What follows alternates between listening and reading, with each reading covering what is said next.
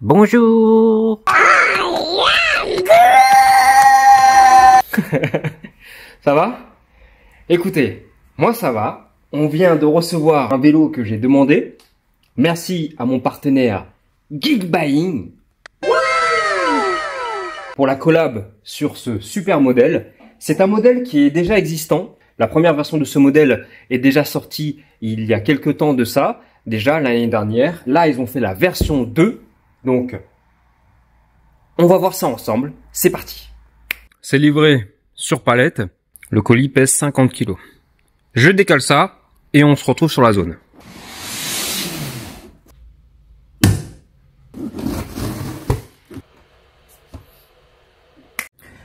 Vous connaissez la musique. Une fois que nous avons retourné le vélo, on va installer la roue à l'avant. Tac, ici, on installe les pédales, on resserre tout ce qui doit resserrer et je le remets à l'endroit et je vous retrouve et on parle des specs. Regardez juste la taille de ces disques. On est sur du 203 et ce sont des 203E. 203E, ça veut dire que le disque est plus épais parce qu'il a été fait pour des véhicules électriques. Donc du coup, on est sur, je vais vérifier, c'est soit c'est du 2,3 mm, soit c'est du 3 mm. Mais je pense que c'est du 2,3. On va ouvrir ce carton pour sortir tous les équipements. Donc vous avez le manuel, le chargeur qui est énorme. Et c'est un chargeur qui va charger à 56,6 volts parce que c'est une batterie de 48 volts et qui va charger à 3 ampères. Je vous rappelle, pour pouvoir connaître le temps de charge de votre batterie de 0 à 100%, vous prenez l'ampérage total, donc la capacité totale de votre batterie, et vous le divisez par le nombre qui est ici. Donc là, c'est 3 ampères. Les pédales, c'est ce que je cherchais. La tige pour pouvoir installer la roue à l'avant. Et des outils, on va voir si c'est des outils à la con. Ce sont des outils à la con. Alors, eux, comme vous pouvez voir, ils mettent le phare sur le porte-bagages. Moi, j'aime pas ça du tout. Je vais le mettre en dessous, ici. Ah, attendez, je viens d'avoir un doute. Ah, dans le colis, il n'y avait pas. Regardez. Donc ça c'est la tige de détache rapide pour la roue à l'avant, sauf que je ne vois pas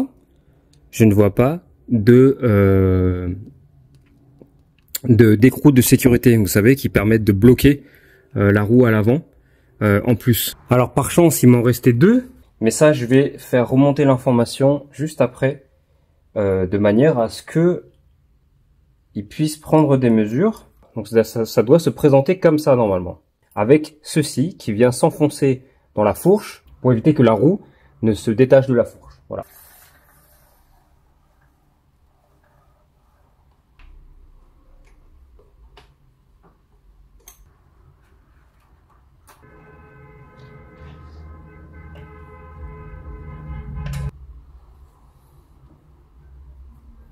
Alors moi je vais le monter sans le porte-bagages à l'avant parce que je n'en aurai pas besoin.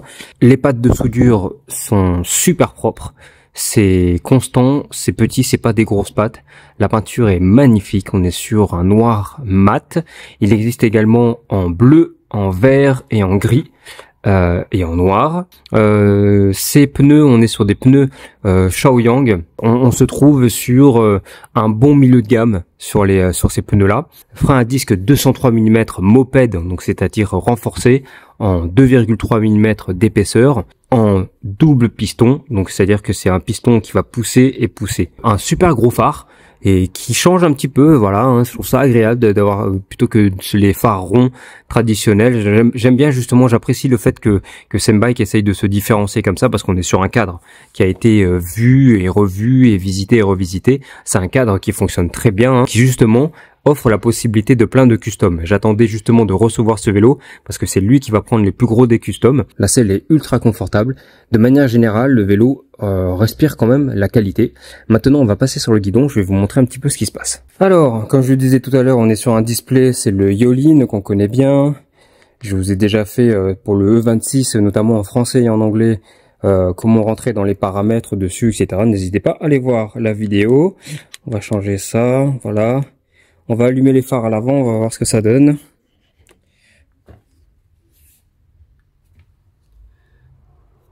Très beau phare, hein, franchement. On va regarder à l'arrière.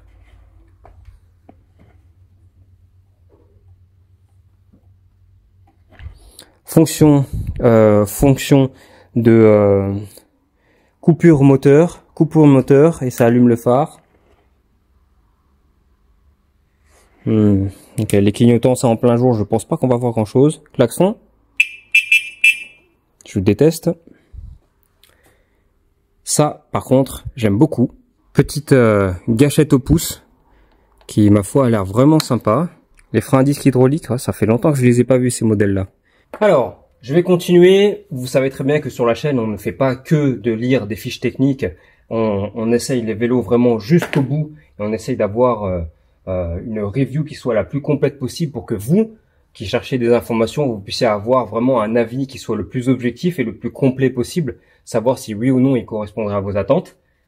Le vélo, ils disent qu'il va jusqu'à 45 km/h. Alors parfois c'est plus, parfois c'est moins. Mais ça, pour savoir, on va aller regarder tout de suite au niveau du contrôleur ce que ça donne. Et le contrôleur, il se trouve généralement ici. Vous avez 4 vis à enlever. On va éteindre le vélo, on va regarder ça. Également, je vous montre comment est-ce qu'on plie un vélo. Vous attrapez la poignée qui se trouve derrière. Ici, celle qui vous permet d'enlever. Vous attrapez là, vous tirez, vous fermez, vous enlevez la béquille et vous posez au sol. Pour l'avoir fait pendant des années, c'est la méthode la plus optimisée. Vous attrapez comme ça. Maintenant, je vais vous montrer comment est-ce que ceux qui ne sont pas habitués et qui ne sont pas habitués à faire des reviews, etc. et qui le font plus pour la YouTube monnaie qu'autre chose, je vais vous montrer comment ils font. Hey les amis, je vais vous montrer comment on plie le vélo. Regardez. Alors vous enlevez là, vous tirez, ça met au sol. Et voilà les amis. Je te remontre. Tu attrapes la poignée, tu soulèves ici, boum, boum et boum. C'est quand même mieux, non? Je me moque gentiment, mais généralement en fait, ce que font les marques, beaucoup de marques, ils envoient à des gens qui sont plus là pour être une vitrine commerciale, hein, qu'autre chose. Ou alors qui se disent fans de tech, fans de machin, mais ils connaissent que dalle. Alors, nous avons 5 vis à enlever. Donc pour votre information, je filme avec le Xiaomi 14 Ultra, qui est juste extraordinaire. Tac. Il y a une vidéo qui arrivera dessus. Donc Samebike, l'histoire d'amour avec Samebike, elle a commencé au début du Covid quand je me suis acheté le Low 26 qui était juste extraordinaire et je me le suis fait voler. Donc j'étais très triste. Donc là, ça fait plaisir de pouvoir faire la review d'un autre de leur modèle. Donc c'est l'occasion également de voir comment est-ce qu'ils se sont débrouillés au niveau des fils. Donc vous pouvez voir que là on est sur un... C'est une connectique en XT. Alors c'est étonnant. C'est une connectique en XT90. Donc XT90 c'est plutôt rare. Hein. Généralement c'est pour faire des grosses connexions sur du 72 volts, 60 volts. Alors voyons voir un petit peu l'information que l'on a sur le... Donc c'est à l'envers hein, pour vous, mais je vais vous le lire. Le contrôleur date de fin octobre 2023. Donc c'est un contrôleur qui va vous délivrer 21-22 ampères. Donc on va voir ce qu'il arrive à délivrer. Pour ce vélo là, je ne vais pas rechercher la puissance brute. Ce que je vais lui demander, c'est d'avoir du couple et surtout d'avoir de l'autonomie. Alors pour ces vis là, je vous conseille de ne pas trop serrer. Vous pouvez très vite foirer la tête. Alors mine de rien, le panier est plutôt pas mal, hein, celui du Samebike, tout simplement parce que il est haut et il a justement cette barre qui remonte un petit peu plus, qui va empêcher par exemple les fournitures ou ce que vous transportez de passer par-dessus.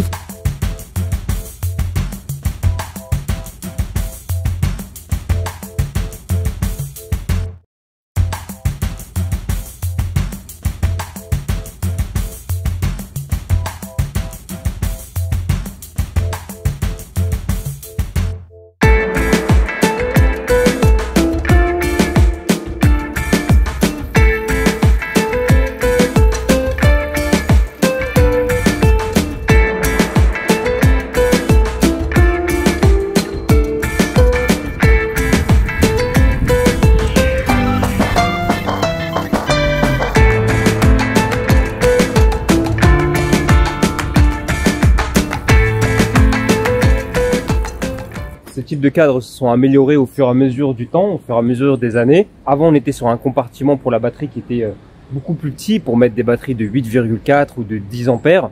Maintenant, ça a changé, on peut mettre du 13, 15, 20 ampères. Ils ont revu un petit peu l'épaisseur du cadre. Le porte-bagages à l'arrière qui a été renforcé, donc ça, c'est encore des améliorations qui ont été faites sur ces types de vélos. Hein. C'est pas spécifique à ce modèle-là. Au bout de 46 km, la selle est nickel. La selle, nickel. La suspension à l'arrière est trop rigide et c'est pour ça que j'ai commandé. Là, on est sur une 750 LBS. On va partir sur du 500 LBS justement pour amener un confort supplémentaire. Ce phare est vraiment cool. 46 km, je suis parti à 100%, il me reste la moitié, vous voyez le temps qu'il fait. Je suis parti à 8 h du matin, j'ai roulé pendant, je sais pas quelle heure il est, là, je crois qu'il doit être un peu plus de 10 heures. J'ai roulé un petit peu plus de 2 heures, je me suis fait une longue balade. One eternity later. Bon, au niveau de l'autonomie, 72 km 9, ça c'est l'autonomie maximale.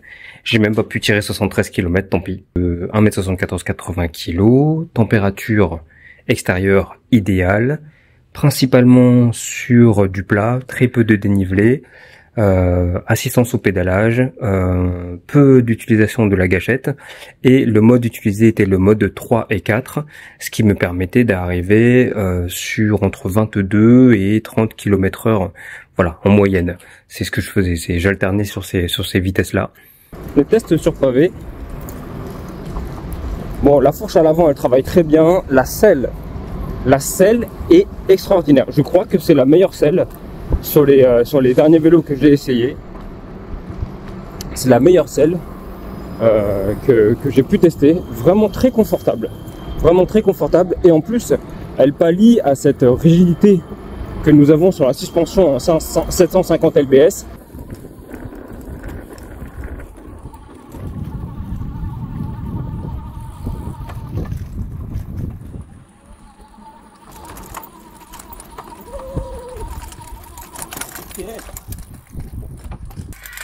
La suspension à l'arrière, la selle est super confortable, mais la suspension à l'arrière, ça va pas.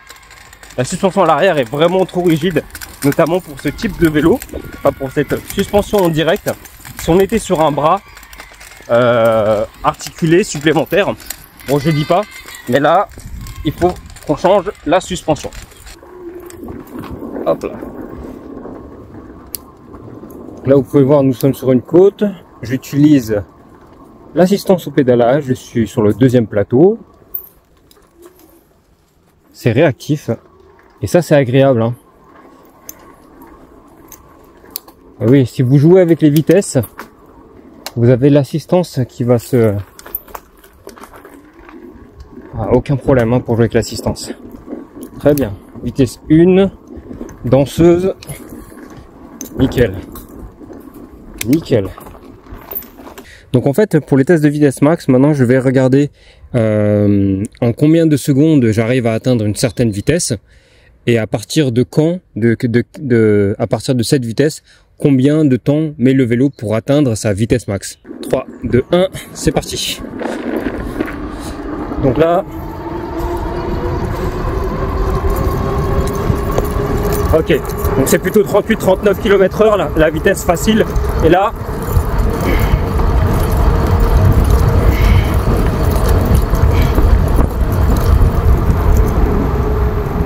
203 mm de diamètre, frein en 2,3 mm d'épaisseur, frein hydraulique, regardez un petit peu, avec les pneus en Hyposkin. Oh là là là là, le contrôle. Vous avez vu ce contrôle? Un petit peu incroyable. Et mine de rien, cette fourche à l'avant, eh ben, elle travaille bien.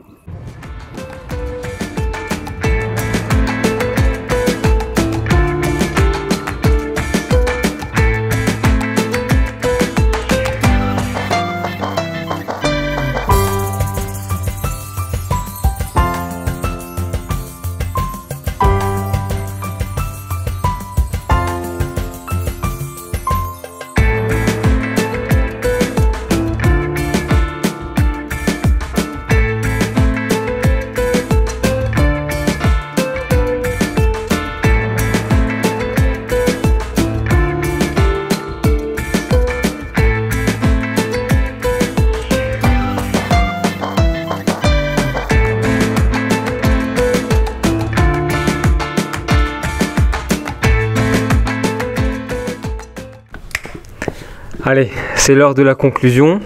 Bon, je sais pas si vous voyez à l'arrière, nous avons les deux vélos à l'arrière, ce sont des futures reviews qu'on va faire. Derrière, vous avez un Duotz. Et là-bas, vous avez un autre vélo que je vais vous présenter, qui est aussi homologué. Donc, en conclusion de cette vidéo, ce vélo est pour moi, dans tous les vélos que j'ai testés, j'en ai testé quand même pas mal, ça sera la référence sur son positionnement tarifaire. Par rapport à son rapport qualité-prix, ça sera la référence. Et je pense que la concurrence a vraiment du boulot. Pourquoi? Parce que pour le tarif que vous avez, donc on est en dessous de 1200 €, vous avez des freins hydrauliques en 203 mm de diamètre, s'il vous plaît. Et vous avez aucun, enfin, moi je n'ai testé aucun vélo et je ne vois pas de vélo de cette catégorie par rapport à ce prix-là qui ont des freins avec des disques aussi massifs, 2,3 mm d'épaisseur, donc c'est-à-dire qu'on est au-dessus de l'épaisseur standard, donc c'est du moped. Pour les véhicules électriques, on n'est pas sur du 1,8, on est sur du 2,3 mm. Qu'est-ce qu'on a aussi dessus? La gâchette d'accélération qui est ergonomique, plus fine, prend moins de place sur le guidon, ça c'est une bonne chose. Les freins hydrauliques, j'en ai parlé tout à l'heure. Malheureusement, le display n'a pas de voltage, mais ça je vais vous en parler un petit peu plus tard. Des poignées ergonomiques qui sont vissables, ça c'est quand même des attentions aux détails qui sont vraiment cool. Une bonne autonomie par rapport à la batterie. Alors la batterie, au niveau des informations, il n'y en a pas. J'ai pas eu beaucoup d'informations. On est sur du 18650, donc c'est des cellules très certainement des grades A. On n'est pas sur du cellule LG ni Samsung. Quoique j'ai pas trouvé l'information. En tout cas, l'autonomie est plutôt bonne.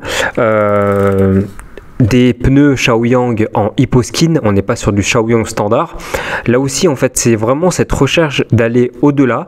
Ils ont utilisé un cadre qui est très connu, je vous en ai parlé durant la vidéo. C'est un cadre qui est vu et revu, mais ils l'ont revisité de manière à mettre des éléments par rapport au positionnement tarifaire qui fait que ce vélo, bon, déjà, je pense que je suis le premier à faire une review de ce vélo, mais ce vélo, il va fumer pas mal de modèles par rapport à son positionnement. Je reviens toujours par rapport à son prix, parce que moi, écoutez, vous avez plusieurs gammes de prix. On a de l'entrée de gamme, du milieu et du haut de gamme, d'accord? Pour moi, donc ça c'est par rapport au vélo que je teste, etc. Je considère que l'entrée de gamme va se faire à peu près jusqu'en dessous de 1000 €. Le milieu de gamme va monter jusqu'à 1500, 1006 € et au-delà, on va être sur des éléments, on va commencer à taper un petit peu sur des choses intéressantes, en tout cas avec des éléments très qualitatifs. D'accord? Le milieu de gamme s'en sort très bien et des fois on a des ovnis qui arrivent et lui c'est clairement un ovni. Il a des éléments qui font que, comme pour mon Rystar Q20 Pro, par exemple, c'est un vélo qui est à 1005 et on regarde comme ça par rapport à sa config. On pense qu'il est largement dans les 1008-2000 et celui-ci il serait plutôt dans les 1005-1006 par rapport à ce qui se fait sur le marché et par rapport à ce qui est proposé sur le marché au vu des éléments et de la configuration actuelle. Et ben non, ce vélo il est à 1200 quelque chose et en plus avec mon code promo vous l'avez encore moins cher et en plus de ça, je fais la conclusion un petit peu là, j'ai rien écrit dessus, mais c'est parce qu'en fait je veux vraiment vous montrer à quel point ce vélo est vraiment bon et pourquoi je crois vraiment dans ce vélo. Il est EN, donc déjà à l'arrière vous avez le sticker, enfin c'est même pas un sticker, ça a été gravé dessus. Il est EN 1594 et j'ai réussi à avoir le COC, donc le certificat de conformité, auprès de la marque. Je les ai contactés et je leur ai dit voilà, je leur ai même pas dit que je faisais une vidéo, je leur ai dit j'ai ce vélo, il me faut le COC s'il vous plaît pour prouver qu'il est bien EN 1594. Ils m'ont fourni le COC, ce qui fait que quand vous achetez ce vélo, les amis, vous pouvez demander, par rapport à vos revenus, etc., vous pouvez demander une prime éco. On revient un petit peu sur l'organisation de la conclusion, les conditions de test et les conditions d'utilisation. Alors je vais allumer. Les conditions de test. Nous avons testé ce vélo parce que ça fait quelques semaines que je l'ai maintenant. J'ai fait 240,3 km dessus. Tac. Mon poids d'utilisateur, 80 kg pour 1m74. Qu'est-ce qui a été changé? Ça, vous allez le voir plus en détail sur une vidéo qui va sortir. C'est un nouveau concept. Je les appelle les nuits custom ou les soirées custom ou les nuits du modeur. Parce que en fait c'est parce que dès que je me mets à faire de la customisation, je vois pas le temps passer et je lève la tête, je regarde l'horloge et je vois qu'il est minuit passé et qu'il faut rentrer à la maison. On est parti, on va commencer par les points négatifs, positifs et je fais la conclusion générale. Positif, je pense que j'ai déjà dit une grande partie. Je vais vous dire les points négatifs. Donc ce que j'ai pas aimé sur ce vélo de prime abord, c'est que quand j'ai reçu le vélo, je n'avais pas ce qu'on appelle, en anglais on appelle ça des torque washer. En fait, ce sont des rondelles qui bloquent la roue et qui protègent la roue de s'enlever de son axe si jamais la tige de détache rapide, l'axe là, est dévissée. Donc, ils n'étaient pas présents. J'ai fait remonter l'information. On va voir s'ils vont les ajouter sur les prochaines. C'est pas très grave parce que c'est à l'avant. C'est beaucoup plus compliqué si c'est à l'arrière. L'avantage, c'est que quand vous recevez, la roue à l'arrière est déjà montée. Donc ça, vous n'avez pas à vous en faire. Le deuxième point négatif que je lui ai trouvé, c'est toujours au niveau du display. Arrêtez de mettre des displays Yolin, là, le 81F. Je déteste celui-là parce qu'il a, en fait, il n'a pas le voltage. Il est bien, il est beau, il éclaire bien, il se voit très bien, même avec des lunettes UV, etc. Voilà, il fonctionne très bien, mais vous n'avez pas le voltage et donc du coup, pour monitorer la batterie, c'est pas agréable. Surtout pour moi qui veux faire des road trips avec, etc. J'aime bien pouvoir connaître exactement l'autonomie de cette batterie. Bon, pour l'autonomie de celui-ci, on est en dessous de 73 km. Je vous l'ai déjà dit dans la vidéo. Et je regarde les points négatifs de ce vélo, j'en vois pas beaucoup. J'en vois pas beaucoup d'autres. Ah oui, la suspension de base à l'arrière qui est, il me semble, soit c'est 750, il me semble, hein. Je crois que c'est ça. 750 lbs à l'arrière, ce qui pour un bras de suspension simple, c'est pas le bras de suspension que l'on trouve ici, mais juste là, c'est trop. Il faut passer sur du, là je l'ai passé sur du 550. C'est pas un 500 exactement, c'est un 550 lbs et du coup ça marche très bien. Voilà. Et j'en ai fini pour les points négatifs. Vous voyez, j'en vois pas beaucoup. 240 km en usage dans différentes conditions, etc. Et je vois pas beaucoup de choses négatives à lui dire. Franchement, c'est top. Hein. Alors, vraiment, je l'apprécie et il est, pour moi, vraiment, il convient parfaitement. Je suis tout à fait la cible. Et franchement, si vous hésitiez entre un Engwe Engine X et lui, venez me voir quand même, parce qu'il a des sacrés arguments pour vous convaincre. Si vous préférez la marque Engwe parce que par rapport à sa notoriété, etc., c'est totalement compréhensible. Mais Sembike, c'est mon deuxième Sembike que j'ai. Le premier, c'était le lot 26 que je me suis fait voler durant le Covid. Il était génial.